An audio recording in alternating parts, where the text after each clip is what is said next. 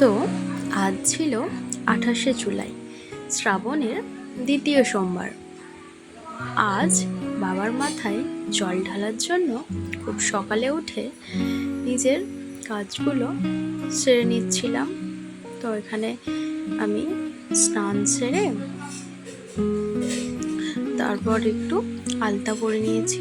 এরপর বাবার পুজোর জন্য যা যা ফুল ফল বা যা সামগ্রী লাগবে সেগুলো এখানে আয়োজন করে নিচ্ছিলাম।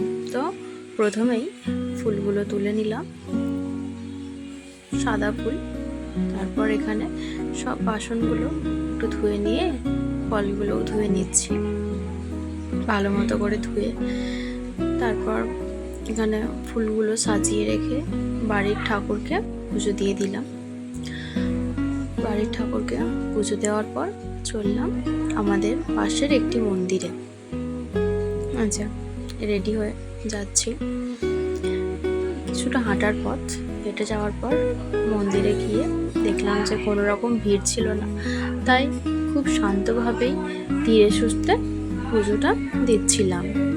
এখানে সব কাজ ভালোভাবেই করা হচ্ছিল, কারণ কোনো ভিড় ছিল না। এখানে বাবাকে ঘি আর মধু দিয়ে একটু মাখিয়ে দেওয়ার পরে মানে একটু সারকেও দিয়ে দিলাম ঘি আর মধু। তো ঘি আর মধু মাখানোর পর এবার আসলো বাবার মাথায় জল ঢালার সেই সময়। জলটা ঢালার সময় মনে হচ্ছিল যে কি যে শান্তি। তারপর ঢাললাম।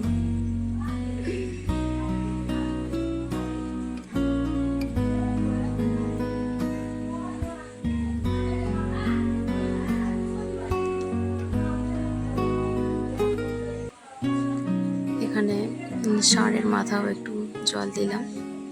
তারপর এখানে বাবার মাথা থেকে যে জল পড়ছিল তার মধ্যে একটু জল নিয়ে আমি কুমণ্ডলিতে রেখে দিয়ে বাবাকে তিলক কেটে দিয়ে এখানে মালা পরিয়ে দিলাম। ফুল বেলপাতা যা ছিল তা দিয়ে ভালো করে সাজিয়ে দিচ্ছিলাম। তো এখানে ঠাকুরমশাই আমাদের যেমন যেমন বলছিলেন আমরা ঠিক সেইভাবেই করছিলাম। এখানে আরও যা কিছু ছিল সব কিছুই দিয়ে দিচ্ছিলাম এক এক করে। তারপর ঠাকুরমশাই কপালের চন্দনের ফোঁটা দেওয়ার পর অঞ্জলি শুরু হলো।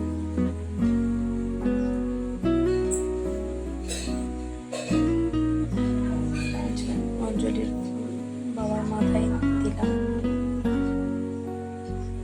তারপর ঠাকুরমশাই আমাদের শান্তির জল ছিটিয়ে দিলেন। যে মা এখানে ঘোমটা দেওয়ার কথা বলছিল, যেটা আমি খেয়াল করিনি, পরে খেয়াল করে মাথায় ঘোমটা দিলাম। তো এখানে পুজো শেষ হওয়ার পর ঠাকুরমশাইকে আমি দক্ষিণা দিয়ে দিলাম।